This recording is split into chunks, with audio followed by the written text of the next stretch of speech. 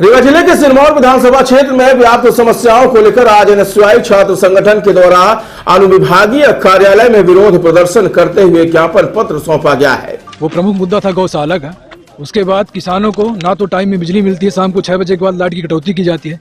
एक किसान परिवार जो सुबह 10 से शाम 6 बजे तक मजदूरी करता है, वह शाम को जब यहाँ खेत में सिंचाई करने जाता है तो उसकी लाइट काट ली जाती है। यह किसानों पर सरासर अत्याचार है। ना तो आप एमएसपी का रेट बढ़ा रहे हैं, ना तो आप खाद समय से प्रोवाइड करवा पा रहे हैं किसानों को। आप किस लिए सत्तम बैठे हैं? आप किस लिए वेयर हाउस चलवाते हैं? किस लिए आप बनवाए हैं मंडियाँ, गौशालाएं बनवाए हैं? गौशाले में गौ नहीं है, गौवंश नहीं है, गौवंश का नामो निशान नहीं। सारा पैसा उसका भ्रष्टाचार का भेंट चढ़ जाता है। यहाँ पटरी चले जाइएगा, उमरी में गौशाला है, दुल्हारा में गौशाला है, पर वहाँ गौशाला में गौवंश का नाम निशान नहीं है। आप यहाँ से रीवा चले जाएंगे, यहाँ से डेली कलेक्टर की गाड़ी निकलती है, तहसीलदार यहाँ से रीवा जाते हैं, एसडीएम यहाँ से रीवा जाते हैं, थानेदार यहाँ से रीवा जाता है, लेकिन सारे गौवंश 10-10, 20-20 मवेशी सर वहाँ कटे मिलते हैं उनके, लेकिन किसी को होश नहीं आता इस चीज का। छात्र संगठन की प्रमुख मांगों में आवारा मवेशी की समस्या को लेकर किसानों की खाद पानी और बिजली सहित महिलाओं की सुरक्षा संबंधी समस्याएं प्रमुख थी।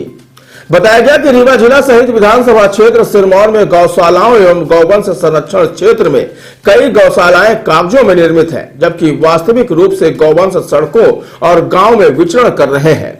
आरोप है कि गौशाला मद से प्राप्त राशि का स्थानीय स्तर पर दुरुपयोग किया जा रहा है, जिससे क्षेत्र में सड़कों पर विचरण कर रहे गौवंश न सिर्फ सड़क दुर्घटनाओं में काल के गाल में समा रहे हैं, बल्कि यह हादसों की वजह भी बन रहे हैं। सैकड़ों लोगों ने, हम लोगों ने आज एसडीएम सिरमौर के नाम तमाम खाद, बिजली, आवारा पशुओं को लेकर के जो समस्या है उसमें ज्ञापन देना था। एसडीएम महोदया यहाँ पर नहीं थी। तहसीलदार माननीय अनुपम पांडे जी ने हम लोगों का ज्ञापन दिया है। उन्होंने आश्वासन दिया है कि हम पत्र लिखेंगे संबंधित विभागों को जहाँ जो समस्या है। आप देखिए जिस तरह से पूरे जिले में, रीवा जिले में, खासतौर पर मध्य प्रदेश के रीवा में जिस तरह से आपको ताजुब हैरानी होगी कि एक विधानसभा की जानकारी के मुताबिक सरकारी आंकड़ा जो है, रीवा जिले की ग्राम पंचायतों में 110 गौशालाएं और दो गौ अभ्यारण्य केंद्र चलाने का, गौवंश और गौ माता को रखने के लिए रीवा जिले का प्रशासन दावा करता है, लेकिन ये दावे इसलिए फेल नजर आते हैं। आप रीवा से सिरमौर जाइए, आप चाहे एनएच की रोडें हो, चाहे स्टेट हाईवे की रोडें हो, चाहे प्रधानमंत्री सड़क की रोडें हो, आप देखेंगे तमाम हमारी गौ माताएं और आवारा पशु किस तरह से रोडों पर बैठते हैं। आप बैकुंठपुर जाइए, डिवाइडरों पर 200-300 मवेशी गौ माताएं बैठी रहती हैं। किसानों से जुड़ी समस्याओं को लेकर कहा गया कि खुले में घूमते गौवंश किसानों की फसलें नष्ट कर रहे हैं, जिससे उनकी आर्थिक क्षति उन्हें उठानी पड़ रही है। वहीं किसानों को कृषि कार्य हेतु नियमित बिजली आपूर्ति, नहरों से समय पर जल और खाद की पर्याप्त उपलब्धता नहीं हो पा रही है। इन कारणों से भी कृषि कार्य प्रभावित हो रहा है और किसान वर्ग आर्थिक व सामाजिक रूप से असुरक्षित है।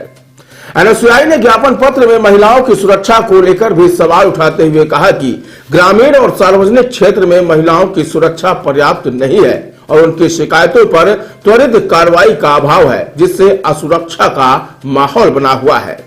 फिलहाल अपनी उपरोक्त मांगों को लेकर एनएसयूआई ने ज्ञापन पत्र सौंपते हुए समस्याओं को दूर करने की मांग की है। अभी एनएसयूआई रीवा के जो हमारे छात्र हैं, उनके द्वारा जो अपने विधानसभा क्षेत्र सिरमौर या जो अपना सब डिवीजन सिरमौर है, उसमें जो विभिन्न प्रकार की समस्याएं हैं गौशालाओं को लेकर के, और जो ये आपूर्ति, जो विद्युत की आपूर्ति हो रही है उसके संबंध में, तथा जो महिलाओं सुरक्षा संबंधी कुछ बिंदुओं को लेकर के इनके द्वारा ज्ञापन में 3-4 बिंदुओं को इनके द्वारा उल्लेख करते हुए ज्ञापन दिया गया है। और इनके द्वारा मांग की गई कि इनकी समस्याओं का निदान जल्द से जल्द किया जाए। और प्रशासन स्तर से इनको ये आश्वासन दिया गया है कि जो भी संबंधित विभाग हैं उनको अभी अनुभागीय अधिकारी महोदय के स्तर से पत्राचार करते हुए जो भी इसमें विधि संगत कार्यवाही आगे हो सकेगी वो करवाते हुए इनका निराकरण समस्या